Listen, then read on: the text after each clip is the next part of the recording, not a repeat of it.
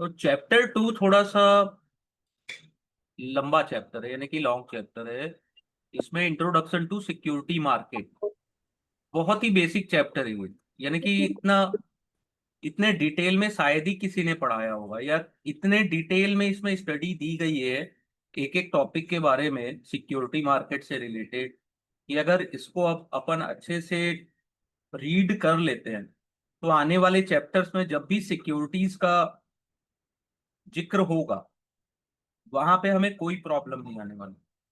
और trust me, अगर आप चैप्टर 1 से चैप्टर 4 तक जो बेसिक है उसको बहुत डिटेल में स्टडी करते हैं तो आने वाले चैप्टर्स में जो कुछ कुछ जगह पे जहाँ लॉजिक या कुछ रीजनिंग लगी हुई है ना, वो आपको समझने में बहुत ज्यादा आसानी होगी। ठीक है, बहुत आसानी होगी आपको। ठीक है।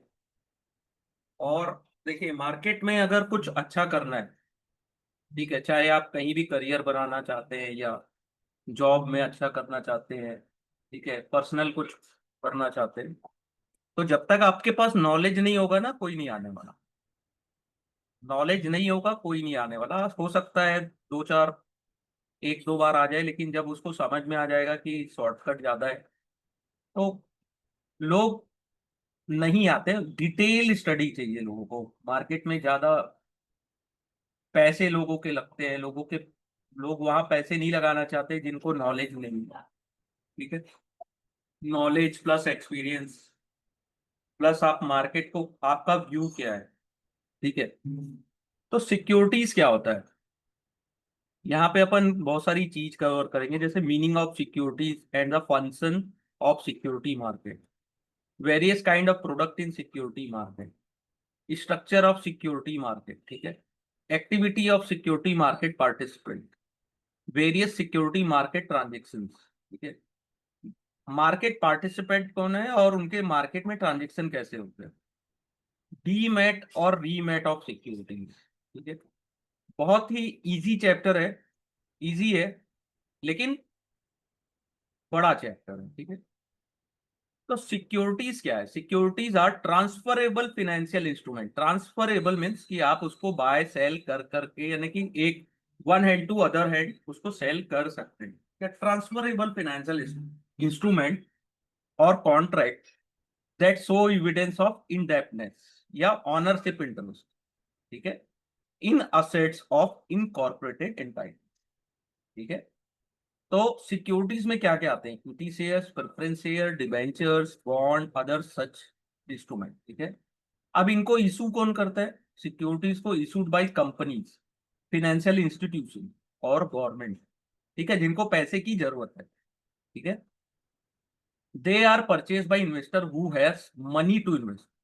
इनको खरीदता कौन है, सिक्योरिटीज को, इक्विटीज को, डिबेंचर्स, बॉन्ड, गवर्नमेंट बॉन्ड्स कौन खरीदता है, investors who has money to invest. ठीक है, जिनके पास पैसे हैं इन्वेस्टमेंट करने के लिए। मम्मी जी। ठीक है, जिनके पास पैसे हैं इन्वेस्टमेंट करने के लिए वो खरीदते हैं। ठीक है। जिनके पास बहुत सारे पैसे हैं वो भी खरीदते हैं। ठीक है। Security ownership allow investor to convert, ठीक है, their is saving into financial assets. अब मेरे पास सेविंग है तो मैं क्या कर रहा हूँ, म्यूचुअल फंड ले लिया, इक्विटी ले लिया, डेब्ट ले लिया, कुछ भी ले लिया, तो मैंने अपनी सेविंग को फाइनेंशियल असेट में कन्वर्ट किया। क्योंकि मुझे रिटर्न चाहिए। ठीक है, 100 का 120 हो जाए, 200 हो जाए, डबल हो जाए, 4 गुना हो जाए, 10% मिले, जो भी मिले। ठीक है। सिक्योरिटी इशू क्यों होती, security issuance allow borrower to raise money at का कॉस्ट, यानी कि बोरोवर को पैसे चाहिए तो वो सिक्योरिटी के थ्रू इशू रेज करेंगे पैसे भी। ठीक है। Objective of issuer, issuer mean जो पैसे उधार ले रहा है, इन्वेस्टर जो पैसे दे रहा है, दोनों कॉम्प्लीमेंट में। यानी इशूअर को पैसे चाहिए कि वो पैसे आपसे लेगा, कुछ बिजनेस करेंगे। ठीक है। और इन्वेस्टर क्या करेगा, इन्वेस्टर को कोई मतलब नहीं आप पैसे से क्या करेंगे, नहीं मतलब है, लेकिन उनको अपने रिटर्न से ज्यादा मतलब। ठीक है। तो सिक्योरिटीज को समझना बहुत जरूरी है। Raising fund through issue of securities also allow the investor to transfer their right, and interest to other without impacting the issuer, ठीक है। Security also provide a mechanism for issuer to raise money for long term, ठीक है, while providing a opportunity to investor to exit, ठीक है। लंबे समय के लिए सिक्योरिटी इशू होती है, ठीक है। The efficacy of security in allowing movement of capital is achieved through a efficient security market. तो मूवमेंट चाहिए आपको सिक्योरिटीज का, कैपिटल का, वो कैसे पॉसिबल है? इफिशियंट सिक्योरिटी मार्केट, यानी कि मार्केट इफिशियंट होना चाहिए, जहां पे that allow investor and seller to buy and sell security, जहां पे इन्वेस्टर और सेलर, ठीक है, दोनों को अवसर मिलना चाहिए कि वो बाय कर सके, सेल कर सके, ठीक है। Securities market bring together a large number of buyer and seller. जैसे अपन निफ्टी की ही बात करते हैं, एनएससी की या बीएससी की या किसी भी स्टॉक एक्सचेंज की, वो क्या करते हैं, बहुत सारे वहां बायर और सेलर दोनों होते हैं, large number of buyer and seller. वो कोई बाय कर रहा है, कोई सेल कर रहा है, ठीक है, उससे लिक्विडिटी क्रिएट होती है, ठीक है। तो make it easy to buy and sell security at close to market price. Liquidity होने का फायदा क्या होता है कि 100 रुपीज में अगर आप सेल करना चाहते हो तो 100 में सेल हो जाएगा, ठीक है। और अगर लिक्विडिटी नहीं होगा ना, तो आपको 5 या 10 रुपया कम भी या ज्यादा भी देना पड़ सकता है बाइंग और सेलिंग, ठीक है। This market help in transfer of resource from those while idle or surplus resource to other, ठीक है, who have a productive need of them। ये मार्केट क्या हेल्प करते हैं? अगर मेरे पास बहुत पैसे पड़े आइडल है, यानी कि उसका कोई यूज नहीं है मुझे, और मैं चाहता हूं कि वहां से थोड़ा बहुत रिटर्न जनरेट होते रहे, तो मैं क्या किया, मैंने ऐसे इंसान को इक्विटी या यानी सिक्योरिटीज खरीद के ऐसे इंसान को दिया जिसको उसको प्रोडक्टिव नीड है, यानी कि वो उन पैसे से कुछ प्रोडक्शन करेंगे और बड़ा रिटर्न जनरेट करेंगे, ठीक है। To state formally, security market provide channel for conversion of saving into investment. अगर अपन सिंपल भाषा में बोले तो सिक्योरिटी क्या है? एक चैनल है जो conversion of saving into investment provide करता है, ठीक है। Security market broader universe of saver with surplus to invest is available to the issuer of security and universe of wider option is available to saver to invest the money, ठीक है। आपके पास as a investors आपके पास बहुत सारे option है। आप आपके पास इतने सारे ऑप्शन हैं सिक्योरिटीज खरीदने के, आप उसको यूज कर सकते हैं। बहुत ब्रॉडर है मार्केट, ठीक है।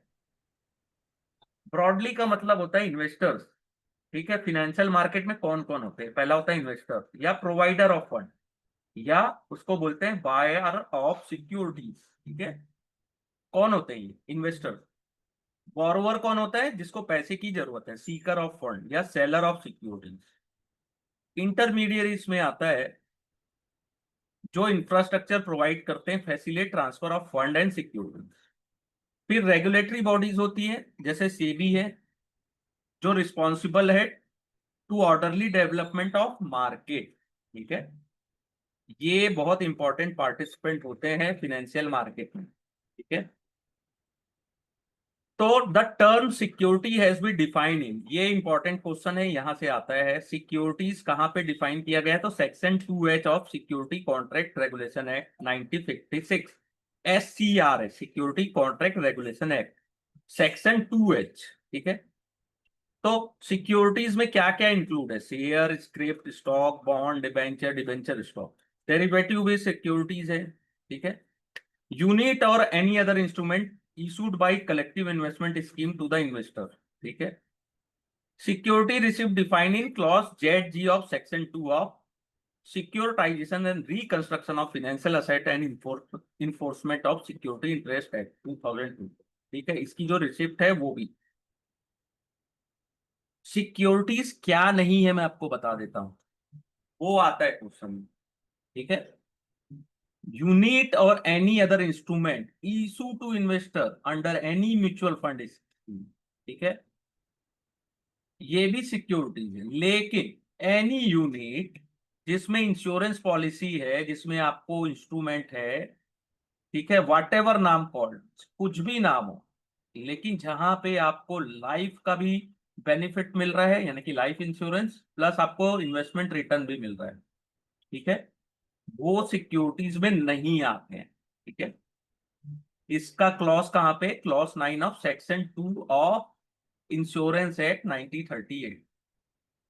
और यूनिट और any other instrument issued by pool investment vehicle, ठीक है, एनी सर्टिफिकेट और instrument issue to investor by issuer being a special purpose, ठीक है। सर, और यस यस, आपने ये एक अभी इंस्ट्रूमेंट, 1 मिनट ऊपर करिएगा सर। हाँ, और पूल्ड इन्वेस्टमेंट व्हीकल, ये क्या चीज था सर? इसको क्या बोल, अपन डिफाइन कर सकते हैं इस चीज को, वर्ड को? कहाँ पे, pooled investment vehicle. Pool investment vehicle means कि मैंने बहुत सारे लोगों से पैसे कलेक्ट किए, ठीक है, हाँ एक पूल इन्वेस्टमेंट व्हीकल बना के, और हाँ उसको मैंने एज अ सिक्योरिटी यूज की, ठीक है, उसके हाँ हाँ। यूनिट जैसे म्यूचुअल जी फंड में होते हैं। जी। यहाँ पे बात हो रही है, मैं आपको बता दूं, यहाँ पे अल्टरनेट इन्वेस्टमेंट फंड की बात हो रही अच्छा। है, AIF। वो भी क्या करते हैं, पैसे लोगों से लेते हैं, बहुत सारे पूल बनाते हैं, पूल मीन्स यानी कि बहुत सारे लोगों से अमाउंट कलेक्ट करना, और उसमें आपको यूनिट प्रोवाइड करना या इंस्ट्रूमेंट प्रोवाइड करना, सिक्योरिटी, ठीक है, वो पूल्ड में आप। यहाँ पे एक जो मैंने बताया ना आपको कि विच इज नॉट सिक्योरिटी, ये यहां से क्वेश्चन आता है, तो हमेशा याद रखिएगा, जहां पे लाइफ का भी इंश्योरेंस मिल रहा है आपको और इन्वेस्टमेंट भी मिल रहा है, तो वो सिक्योरिटीज में नहीं आती। ठीक? फिर गवर्नमेंट सिक्योरिटीज या कोई भी सिक्योरिटी जिसको सेंट्रल गवर्नमेंट डिक्लेयर कर देता है कि ये सिक्योरिटी है, तो वो सिक्योरिटीज है, ठीक है। गोल्ड, ई गोल्ड की जो रिसिप्ट होती है ना, वो भी सिक्योरिटी में आता है, ठीक है, जिसका नोटिफिकेशन आया था 24 दिसंबर 2021 में, इलेक्ट्रॉनिक गोल्ड रिसिप्ट, ठीक है। आपने फिजिकल गोल्ड ना बाय करके इलेक्ट्रॉनिक रिसिप्ट में बाय किया, आपके बदले में आप, जैसे म्यूचुअल फंड वाले, ठीक है, उन्होंने फिजिकल गोल्ड बाय किया, ठीक है, लेकिन आपको उसकी रिसिप्ट मिल गई, वो भी सिक्योरिटीज में आता है, ठीक है, सेक्शन 31 के अकॉर्डिंग। बहुत इंपॉर्टेंट है, याद रखिएगा ये चैप्टर, अगर आपने डिटेल में स्टडी कर लिया ना, तो आने वाले चैप्टर्स में जो टर्मिनोलॉजी यूज होगी, जो टेक्निकल वर्ड्स यूज होंगे, वो आपको परेशान नहीं करेंगे कि ये सर क्या है, कि ये क्या है, ये क्या है, कुछ नहीं। चैप्टर 2 को पढ़ लो, एकदम बेसिक है, सिंगल सिंगल पॉइंट को अच्छे से एक्सप्लेन किया गया है, ठीक है। कोई भी डाउट होता है आप मुझसे डायरेक्ट पूछ सकते हैं। तो इक्विटी शेयर्स है पहला, ठीक है, उसको इशू कौन करता है, कंपनी और इशूअर। इन्वेस्टर कौन होते हैं, इंस्टीट्यूशंस और इंडिविजुअल्स। मीडियम होता है direct, direct issuance by company and stock exchange. Regulator कौन होता है इक्विटी शेयर्स का, सेबी, और रेगुलेटर अंडर द कंपनी है, ठीक है। अब इक्विटी शेयर्स क्या होते हैं ये भी देख लेते हैं। Equity shares represent the form of fractional ownership in a business venture. आपको बिजनेस वेंचर का थोड़ा सा ओनरशिप प्रोवाइड कर दिया गया, ठीक है, इसलिए equity share holder collectively known own the company, ठीक है। अगर मैं किसी कंपनी के शेयर बाय करता हूं ना कहीं थोड़ी बहुत ऑनरशिप मेरी भी उस कंपनी में है, ठीक है। सबसे ज्यादा रिस्क होता है इक्विटीज में, रिस्क होता है लेकिन रिवॉर्ड भी बहुत बड़ा होता है, ठीक है। फिर सेकंड है डिवेंचर्स बॉन्ड नोट्स। कौन इशू करता है, company, government, special purpose vehicle and other issues, ठीक है। इन्वेस्टर होते हैं इंस्टीट्यूशन और इंडिविजुअल। मीडियम होता है direct issue, issuance by issuer और स्टॉक एक्सचेंज। स्टॉक एक्सचेंज इसलिए अगर लिस्टेड है तो उसको आप बाय और सेल कर सकते हैं। रेगुलेटर कौन होता है इसमें, RBI, SEBI and company act के तहत रेगुलेट होता है। डिबेंचर्स, बॉन्ड और notes are instrument for raising long term debt, यानी लंबे समय के लिए आपको उधार लेना है तो अपने डिबेंचर्स बॉन्ड इशू कीजिए, ठीक है। डिबेंचर्स आर आइदर अनसिक्योर्ड और सिक्योर्ड। जो डिबेंचर्स होते हैं वो सिक्योर भी होते हैं, अनसिक्योर भी होते हैं। सिक्योर वाले क्या होते हैं, कोलेटरल सपोर्ट मिलता है, कुछ ना कुछ सामान को उनके गिरवी रख लो कोलेटरल सपोर्ट के तहत, ठीक है। या उनका कुछ असेट्स है, वो आपको सपोर्ट करेगा कि हाँ ठीक है इनके पास है, अगर ये डिफॉल्ट करते हैं तो इसको बेच के अपन पैसे ले सकते हैं। और जो अनसिक्योर होते हैं वहां पे कोई कोलेटरल सपोर्ट नहीं होता है, ठीक है। तो बॉन्ड्स डिबेंचर्स तीन टाइप के होते हैं, fully convertible, non convertible and partially convertible debentures, ठीक है। बॉन्ड्स डोमेस्टिक भी होते हैं और फॉरेन करेंसी में भी इशू होते हैं, ठीक है। ऑल क्लियर यहां तक।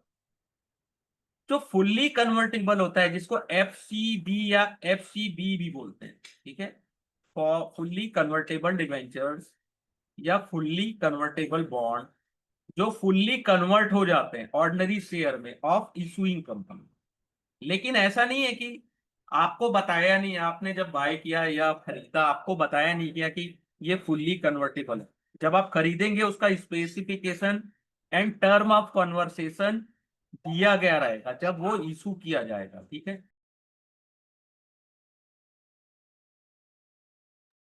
ठीक है। जब आप उसको खरीदते हैं ना, तब उस आप टर्म ऑफ कन्वर्जन और टाइम और इशू कब होगा ये सब लिखा रहता है, फुल्ली कन्वर्टेबल। फिर होता है पार्सली जिसको पीसीडी बोलते हैं, ये ऑर्डिनरी शेयर्स होते हैं, आधे कन्वर्ट होते हैं आधे नहीं होते, ठीक है। Partially convertible into ordinary share of issuing company under specified term and condition as specify at the time of issue.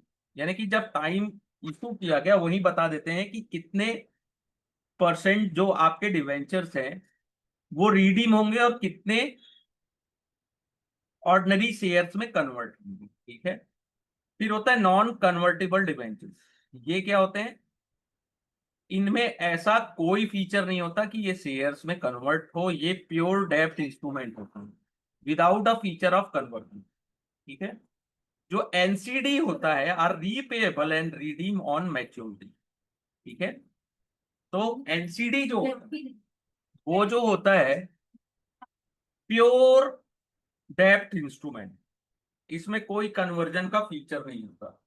अगर आप लोग न्यूज़पेपर पढ़ते हैं या न्यूज चैनल देखते हैं आप, और बिजनेस न्यूज चैनल, तो एनसीडी आप देखे होंगे, ये वर्ड आता ही है हर जगह, NCD is issued by this company that company, इतने डॉलर की कर रहे हैं इतने रुपीस की कर रहे हैं, तो ये आते ही रहता है, ठीक है। अब यहाँ पे मैं बता दूं एक क्वेश्चन आता है शॉर्ट टर्म डेब्ट इंस्ट्रूमेंट का, ठीक है, जिसका जो टाइम होता है ना वो 1 ईयर से ज्यादा का नहीं होता, नॉट एक्सीडिंग 1 ईयर, ठीक है। तो देस instrument include treasury bill issued by government, ठीक है, commercial paper issued by companies and certificate of deposit issued by the bank। तो कई बार क्वेश्चन ये आता है कि which is not money market instrument, तो जो 1 साल से कम के होते हैं ना उसको शॉर्ट टर्म डेब्ट इंस्ट्रूमेंट और मनी मार्केट इंस्ट्रूमेंट भी बोलते हैं। तो याद रखिएगा ये जो मैंने पॉइंट बताया। फिर फॉरेन करेंसी बॉन्ड होता है issued by companies government and special purpose vehicle. Investor कौन होता है, इंस्टीट्यूशन एंड इंडिविजुअल, ठीक है। रेगुलेटर कौन होता है फॉरेन करेंसी बॉन्ड में, जहां जिस कंट्री में आपने इशू किया है, regulator in respective country of issue. Example के तौर पे foreign currency bond are bond issued by company in currency that is different from currency of its home country.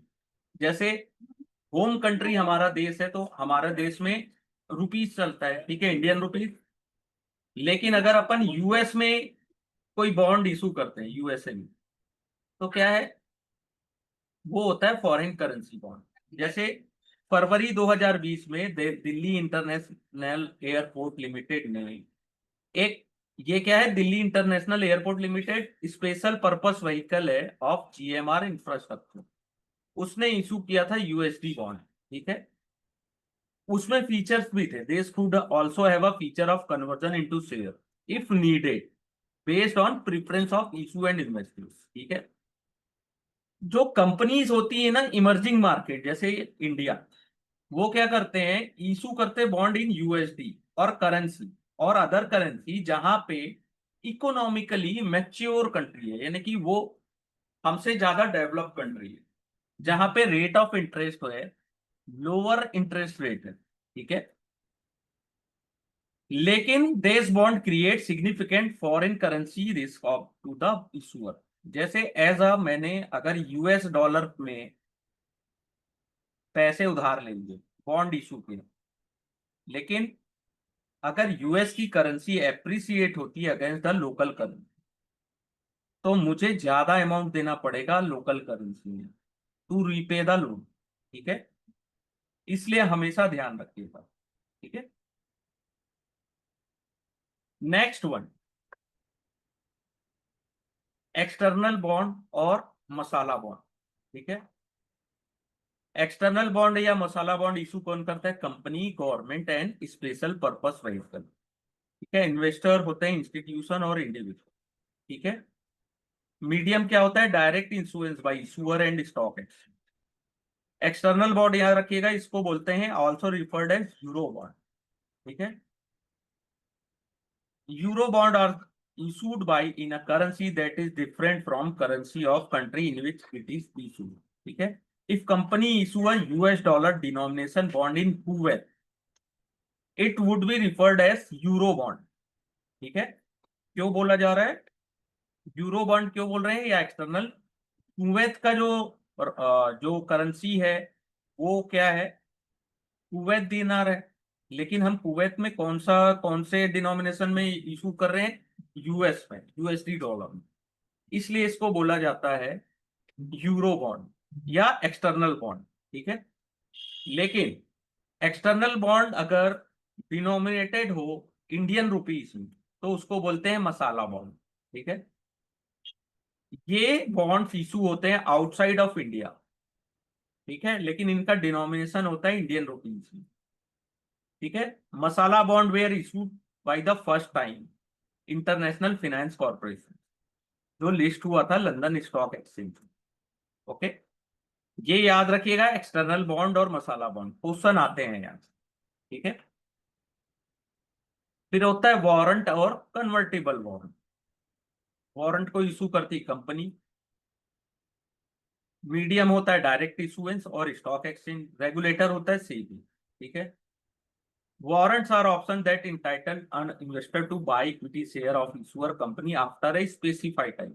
यानी कि अपने को एक इंटाइटलमेंट मिलता है कि हम आपके इक्विटी शेयर्स को आफ्टर स्पेसिफाइड टाइम हम उसको बाय कर लेंगे प्री डिटरमाइंड प्राइस में, ठीक है।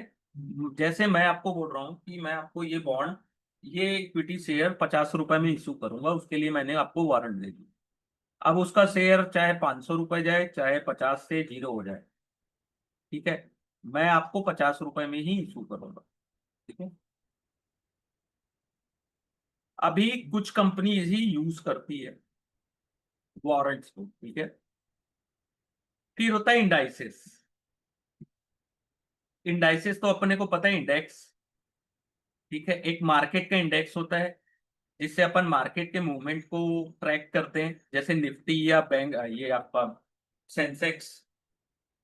तो इसमें से अपन क्या देखते हैं मार्केट के मूवमेंट को? By using the price of specify number of share. क्या होता है, निफ्टी में 50 शेयर है और बीएससी में 30 शेयर, तो अपन इसमें क्या देखते हैं कि ये इनका मूवमेंट कैसा है ओवरऑल, ठीक है। मोस्ट लीडिंग इंडाइसेस जो होते हैं are weighted by market cap. तो जिनका मार्केट कैप ज्यादा होता है उनको ज्यादा वेटेज मिलता है, ठीक है। To take into the account the fact that more the number of share issue greater the number of folio in which they may be held, ठीक है।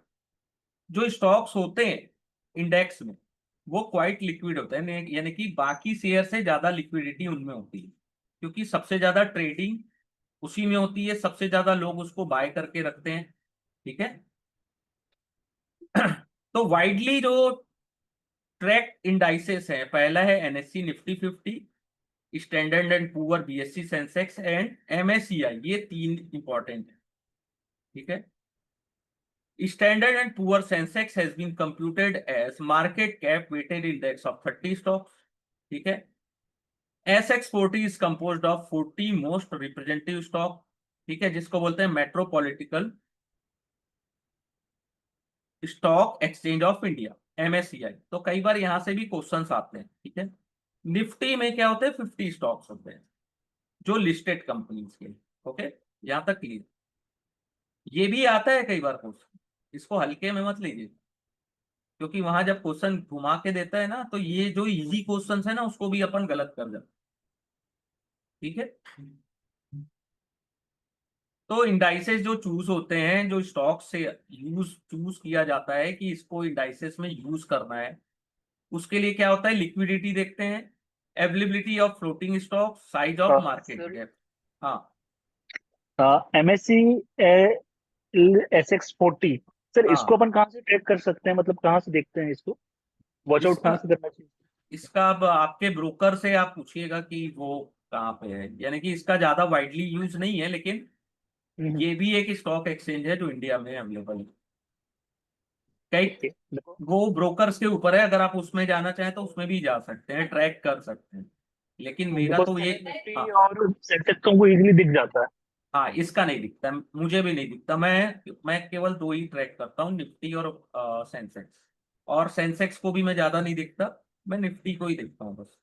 लेकिन यही एक क्वेश्चन आता है हमेशा, एमएससीआई का ना फुल फॉर्म आता है, और ये अच्छा। वाइडली यूज होता है, ठीक है। कभी आप सुने होंगे कि एमएससीआई, इसको ट्रैक करना कभी आप, यानी कि इसको जी। गूगल करिएगा और स्टडी करिएगा, डीप स्टडी। अगर मैं केवल इसके बारे में बात करूं तो कम से कम मैं 1 आवर केवल एमएससीआई के बारे में भी बात कर सकता हूँ। लेकिन इसको ट्रैक करिएगा, आपको और अच्छा रिजल्ट मिलेगा, ठीक है। ओके। एमएसईआई, इसको सर्च करिएगा, इसको देखिएगा, इसमें कौन से स्टॉक ऐड होते हैं, कौन से एक्सक्लूड होते हैं, उन स्टॉक का जो बिहेवियर होता है ना, वो कैसे चेंज होता है। जैसे मैं लाइव क्लास ले रहा हूँ, ये रिकॉर्ड हो रहा है, इसलिए मैं इस टॉपिक पे ज्यादा नहीं बोल सकता, क्योंकि बहुत सारी गाइडलाइंस है।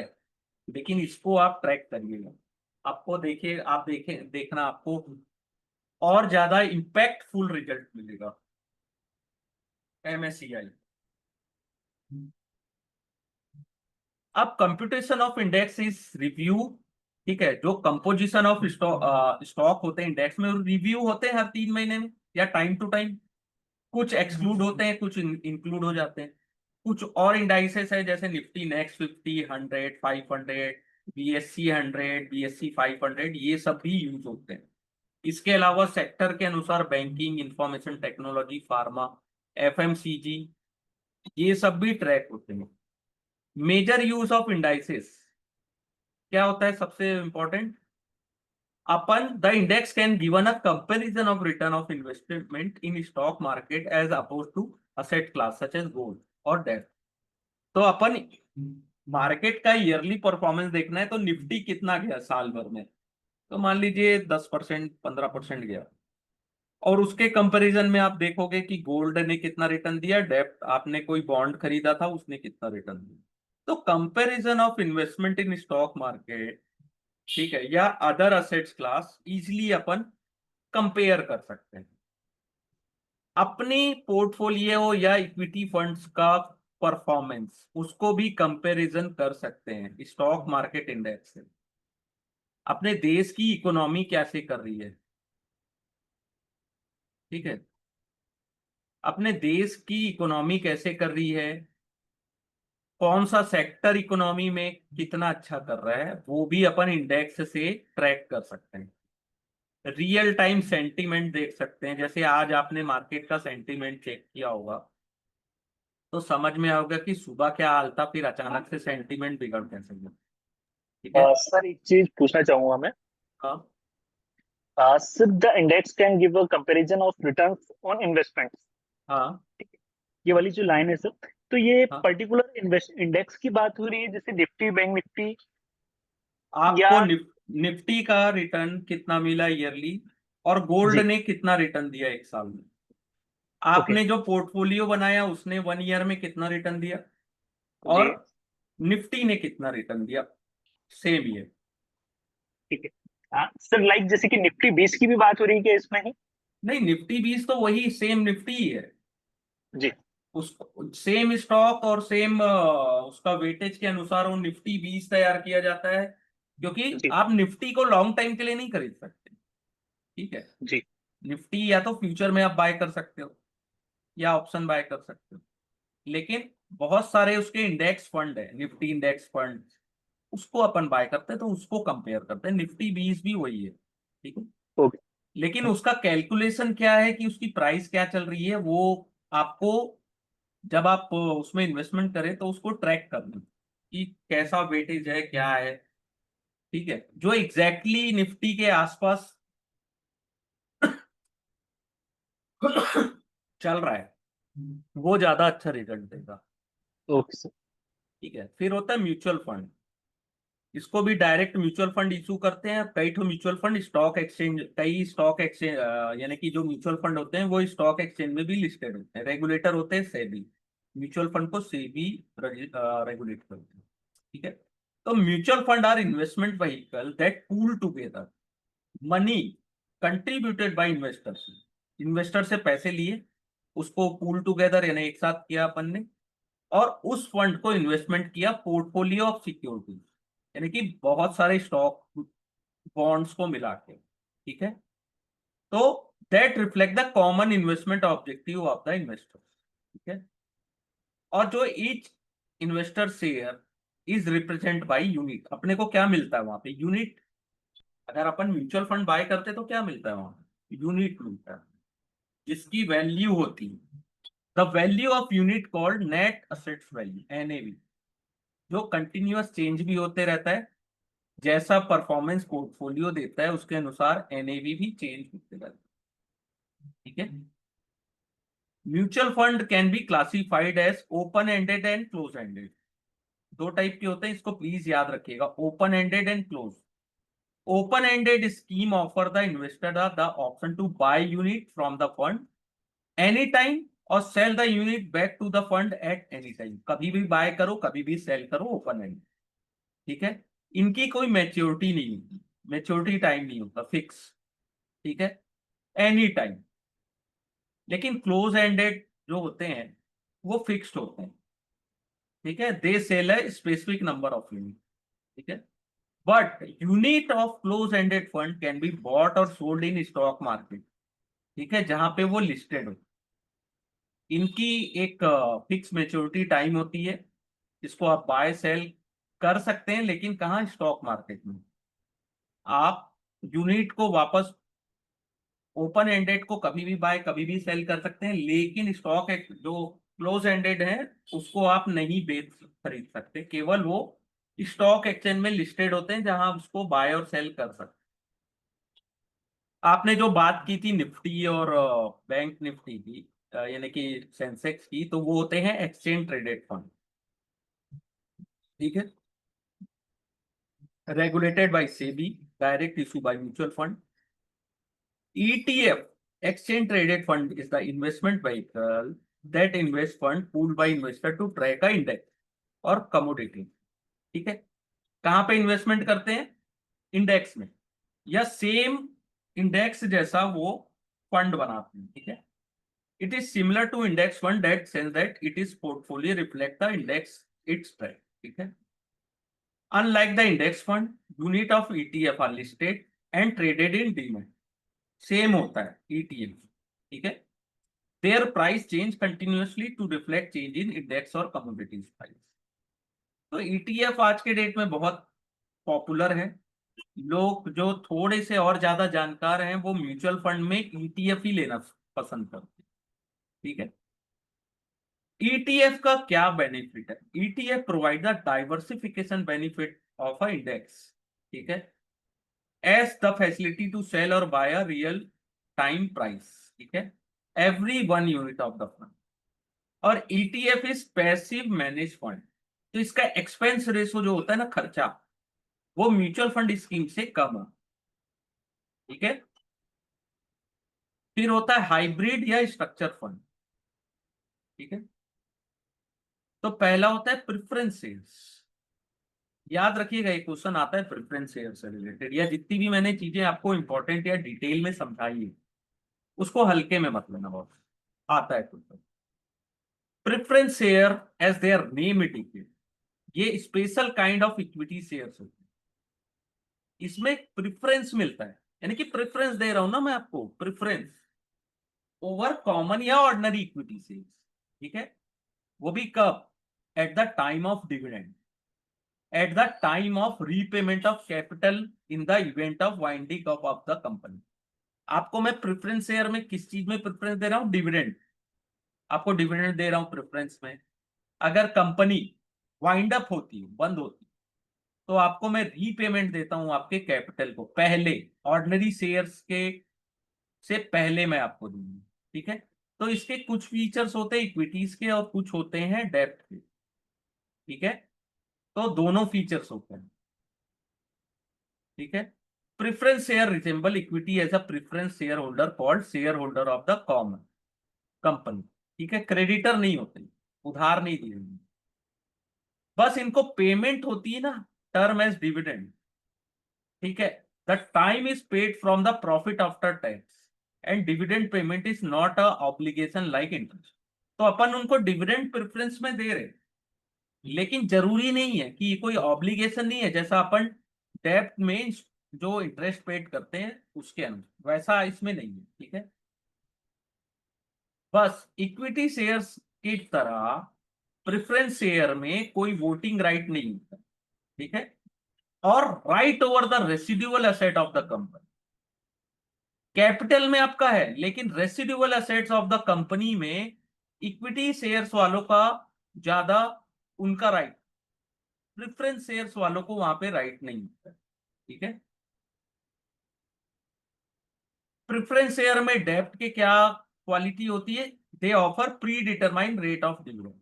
ठीक है, और इनको डिविडेंड पहले मिलती है, any dividend is paid on common equities. ठीक है, in case of winding up of company preference shareholder get paid before common equity shares. ठीक है, ये याद रखिए।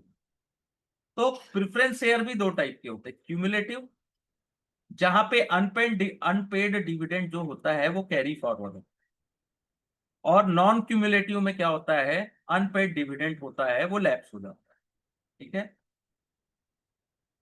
अब वापस देखिए, अभी हमने जस्ट कुछ देर पहले ये चीज पढ़ी थी, फिर आ गई है कन्वर्टेबल डिबेंचर्स एंड बॉन्ड। ठीक है, तो ये हमेशा इंपॉर्टेंट रहेगा, जो चीज रिपीट होगी जब भी आप बुक को अच्छे से पढ़ते हैं।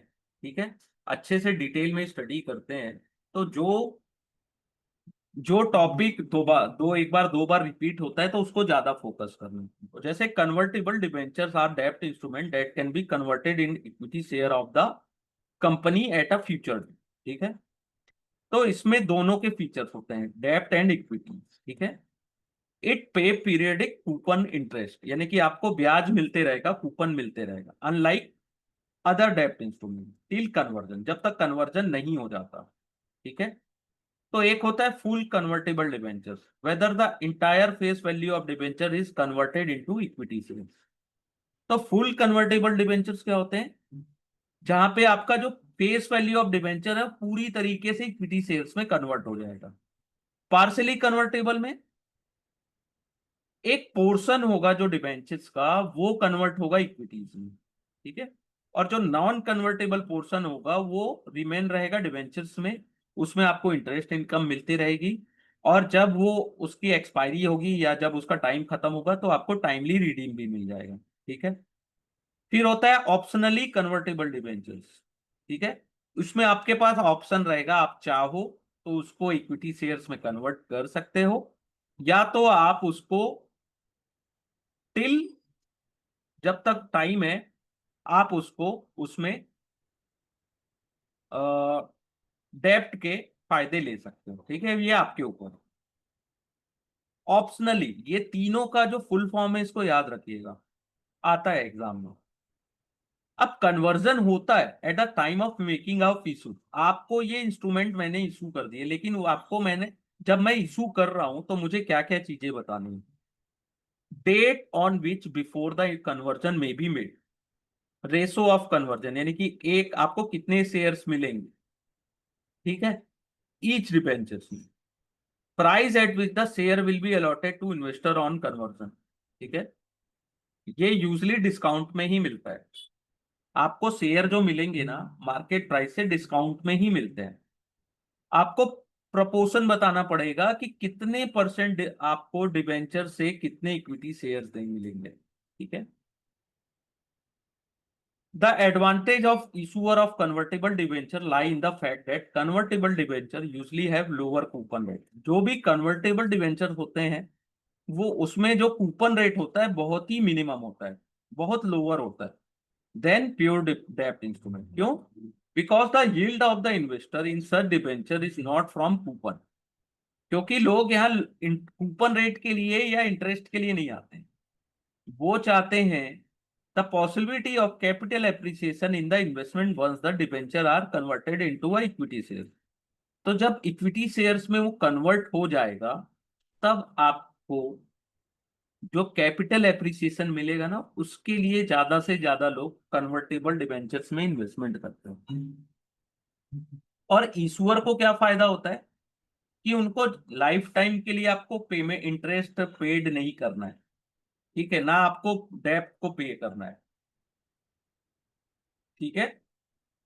द डिसएडवांटेज क्या है इसका? Stake of existing shareholder get diluted. EPS जो होता है वो डाइल्यूट हो जाता है आपके बाद, जो एग्जिस्टिंग शेयर होल्डर के स्टेक है वो डाइल्यूट हो जाते हैं। ये सबसे बड़ा डिसएडवांटेज होता है। ठीक है। शेयर होल्डर्स का जो प्रपोर्शन होता है ना एग्जिस्टिंग शेयर होल्डर का, वो फॉल हो जाता है। ठीक है। कन्वर्टेबल डिवेंचर्स के एडवांटेज होते हैं इक्विटी एंड डेब्ट फीचर्स होता है इक्विटी में। ठीक है। इनिशियल स्टेज में इसमें आपको कूपन मिलेगा या इंटरेस्ट मिलेगा, और जब उस कंपनी का प्रोजेक्ट एक अच्छी पोजीशन में पहुंच जाता है तो वहां पे आपको क्या मिलेगा? शेयर में कन्वर्ट हो जाएगा, जिससे आपको appreciation value in the value of share, ये आपको फायदा होगा। Can you explain these two last paragraph if it's okay, sir? या आई कैन एक्सप्लेन। देखिए, मैंने आपको कन्वर्टेबल डिबेंचर इशू किया। ठीक है। तो फर्स्ट ईयर में मैं आपको क्या दे रहा हूँ? कूपन यानी इंटरेस्ट दे रहा हूँ। आपने 1 लाख रुपीज का मुझसे कन्वर्टेबल डिबेंचर्स मैंने आपको दिया, तो आपसे मुझसे मेरे को 1 लाख रुपीज मिल जाए। तो स्टार्टिंग में इनिशियल स्टेज में जब तक, ठीक है, आपको मैं इंटरेस्ट पेड कर रहा हूँ 10%, यानी कि एवरी ईयर मैं आपको 10,000 रुपए दूंगा। ठीक है। 1 साल दिया, 2 साल दिया, तीसरे साल क्या हुआ? कन्वर्टेबल डिबेंचर्स था, तो वो कन्वर्ट हो गया शेयर्स में। ठीक है। तो आपको जो शेयर्स मिले, जो नॉर्मल ऑर्डिनरी शेयर्स थे, जो मान लीजिए 100 चल रहा है, उसकी जगह आपको मैंने 75 में वो शेयर्स इशू कर, जिसकी मार्केट वैल्यू 1 लाख से ज्यादा हो सकती है, 1.5 लाख हो गई। तो आपको वहां पे ज्यादा कैपिटल एप्रिसिएशन मिला। ठीक है। और आप उस शेयर को लंबे समय तक अगर रखते हैं तो हो सकता है कि आपको और ज्यादा वैल्यू मिले। Clear? Okay. Hello? Yeah. Every line is clear? क्योंकि यहाँ पे क्वेश्चंस आएंगे। They ask question related to convertible debentures every time. Even they ask about when the company project in nascent stage what you will get, so you will get coupon। Okay, they ask n number of questions from this segment, from this 5 to 10 line they ask n number of questions। Okay, next होता है IDR, Indian depository receipt, global depository receipt and American depository receipt. इसका full form हमको याद होना चाहिए, हमको explain होना चाहिए कि ये हमसे चूकना नहीं चाहिए। ठीक है। Depository receipt are financial instrument that represent share of foreign company। ठीक है। This depository receipt traded in local market, which it is issued and denominated in local currency। जैसे आपने सुना होगा कि Wipro, Tata Motors, they issue ADR in USA. ठीक है। तो यहाँ पे एडीआर की ही बात है। ठीक है। प्रोसेस क्या होता है डीआर का, डिपॉजिटरी रिसिप्ट का? तो अ कंपनी और investor deliver a specific quantity of equity share to the bank. Company ने क्या किया? और इन्वेस्टर ने क्या किया, specific quantity of equity shares मैंने बैंक में डिपॉजिट कर दे दिए। बैंक ने क्या किया, उन शेयर्स को कस्टोडियन के अकाउंट में रख दिया, ठीक है, in the country where the company is domicile, ठीक है। और बैंक ने इशू किया सर्टिफिकेट, जिसको बोलते हैं डिपॉजिटरी रिसिप्ट, ठीक है। If issuing company is one that deliver the security and initiate the process, ठीक है, इशूइंग कंपनी, तो that's referred as a sponsor depository receipt and they can be listed in stock exchange of country, ठीक है। और companies जो चाहती है जिनके डीआर लिस्टेड हो, तो they should apply for listing and should compile with all listing requirement. अगर आप चाहते हैं आपका डीआर इशूड हो, जैसे Tata Motors, HDFC, Wipro, one thing like Infosys, ये सब कंपनीज के जो एडीआर इशू है, उनको आप अगर उन्होंने जब लिस्टिंग की होगी तो उनको पूरा कंपाइल करना पड़ता है, ठीक है, एग्रीमेंट, आपको लिस्टिंग रिक्वायरमेंट, ठीक है, वो सब कंपाइल करना पड़ता है। If share are deliver by investor they referred as a unsponsored. एक इन्वेस्टर गया, उसने डिलीवर यानी कि उसने बैंक में जमा करके डिपॉजिटरी रिसिप्ट ली, तो वो अनस्पॉन्सर्ड डीआर बोलते हैं, ठीक है। और unsponsored DR are not allowed to be traded in stock exchange. Unsponsored DRs only traded in OTC market, means forward market, ठीक है, because they also have less regulatory requirement, ठीक है। DRs may feature two-way fungibility subject to regulatory provision of the country involved. This means that share can be bought in local market and converted into DR to be traded in foreign market, ठीक है। DRs can be bought and convert into underlying share which are traded on domestic market also. Okay. Indian companies are permitted to raise Sir, foreign we go currency. back from where we start, last 3 paragraphs. From receipt हमने issue कर दी उसको, उसके हाँ बाद इसमें बहुत confusion है, कभी country change हो जाती है, कभी issuer change हो रहा है इसमें। हाँ, होता है ना।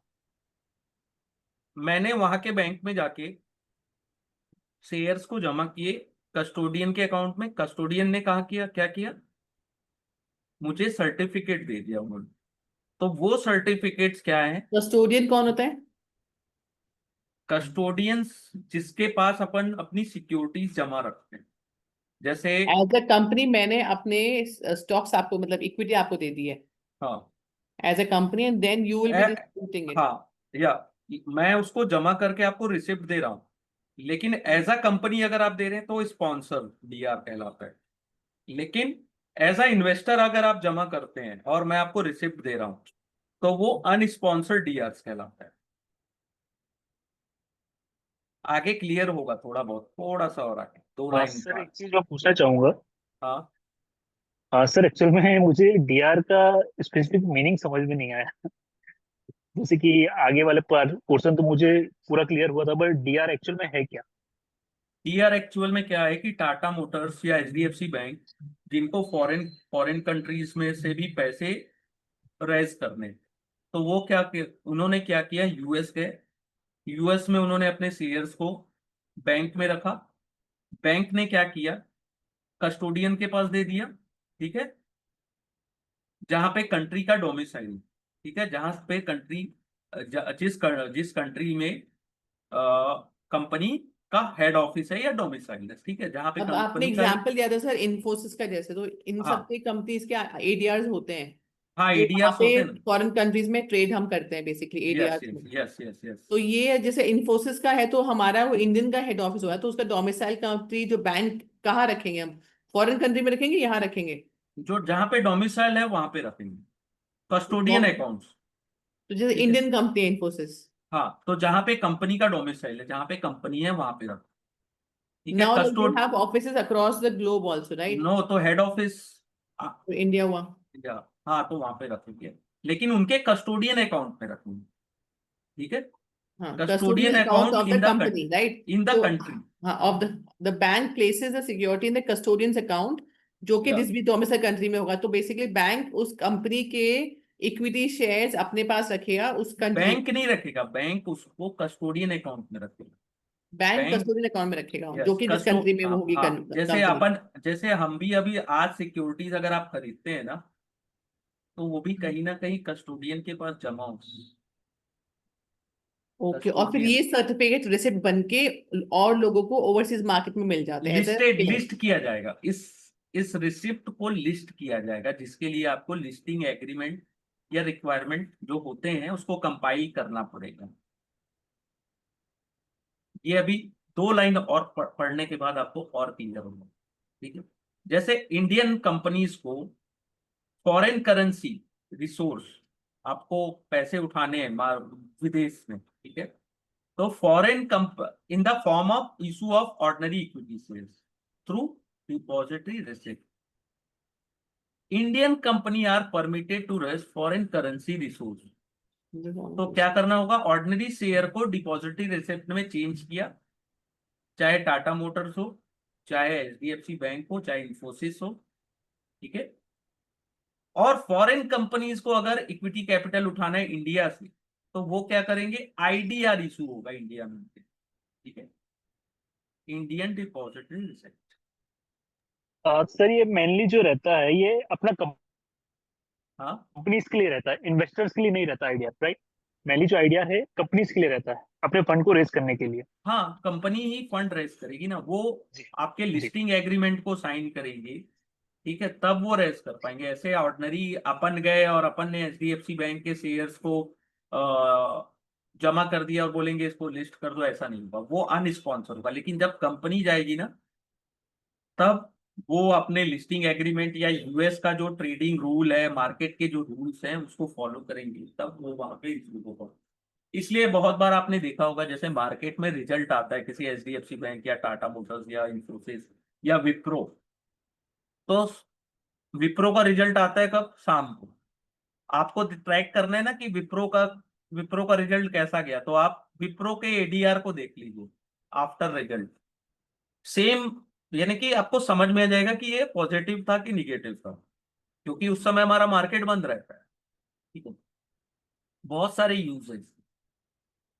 जैसे अपन को भी ट्रैक करना है कि एचडीएफसी का रिजल्ट आ गया, अब इसका इम्पैक्ट मंडे को या कल के दिन में मार्केट में कैसा पड़ेगा, तो वो वहां पे दिखा देता है कि मार्क, यानी कि शेयर कितना चढ़ा है गिरा है, सेम इम्पैक्ट यहाँ भी पड़ता है। ठीक है, तो सेबी ने लेट डाउन किया है guideline follow company for ideas. तो आपका एक लिमिट होता है, this include the limit on money raise by the company in India, एक लिमिट है। फिर 1 ईयर लॉक इन पीरियड होता है, conversion of IDR into share. आप आईडीआर को शेयर में 1 साल तक कन्वर्ट भी नहीं कर सकते, ठीक है। और availability of IDR to only resident invest Indian investors, foreign investor के लिए नहीं है, रेसिडेंट इंडियन इन्वेस्टर्स। अब आपको एडीआर अभी समझ में आएगा और डिटेल में। Several stock exchange around the world allow trading in DR of foreign country, ठीक है। और this depository receipt can be specified to country, it can be traded across multiple country। अब मल्टीपल कंट्री में आ रहा है GDR, जो European union में issue होता है, क्योंकि सब जगह रूल एक रहता है, ठीक है, इसलिए वहां जीडीआर इशू होता है। अब आ गया American depository receipt, issued and traded in US, that are non US company. अब यूएस की कंपनी नहीं है, नॉन यूएस कंपनी ही एडीआर इशूड कर सकती है। ADR are one of the most popular DRs. Many companies पूरी दुनिया में across the world have issue ADRs, ठीक है। क्यों, क्योंकि सबसे ज्यादा पैसे तो अमेरिका के पास है ना, तो वहीं तो मैं जाऊंगा ना, वहीं मैं जाऊंगा तो मुझे पैसे अच्छे मिलेंगे।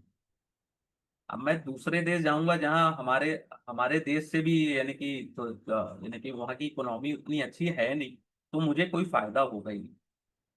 तो some Indian company that have issued ADR, Infosys, Wipro, ICICI and HDFC, ठीक है। The American exchange have allow ADR since early 2000, early 20th century, ठीक है, क्योंकि सबसे ज्यादा इवॉल्व मार्केट वही है। तो इसके एग्जांपल याद रखो, आईडीआर्स में DR issued and traded in Indian market by non Indian companies refer as ID, ठीक है। Depository receipt of Standard Chartered bank are traded in Indian stock market. Standard Chartered bank का जो AD IDR है वो issued है Indian stock market. अब Hong Kong में अगर आपको करना है तो हांगकांग डिपॉजिटरी रिसिप्ट, वो भी किसके लिए, नॉन हांगकांग कंपनीज के लिए, जो हांगकांग में जिसका ऑफिस नहीं है। जीडीआर कौन है, अगर आपका जो डिपॉजिटरी रिसिप्ट है एक कंट्री से ज्यादा में इशूड हो रहा है, ठीक है, ये यूरोपियन मेंबर्स जो कंट्रीज है ना वहीं पे ये इशूड होता है, ठीक है, क्योंकि वहां पे जितने भी रेगुलेशन है ऑल ओवर मेंबर्स सेम है लगभग।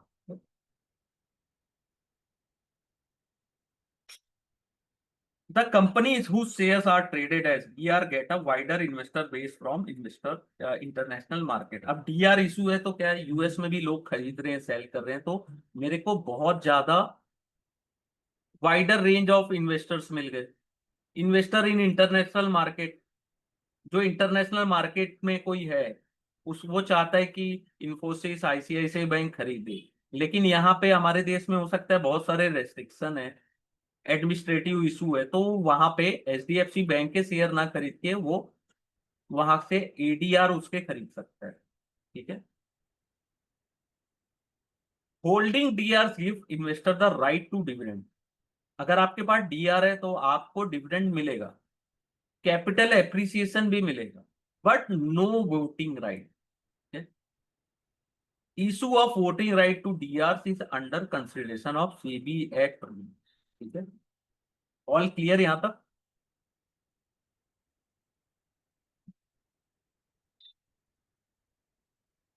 हेलो।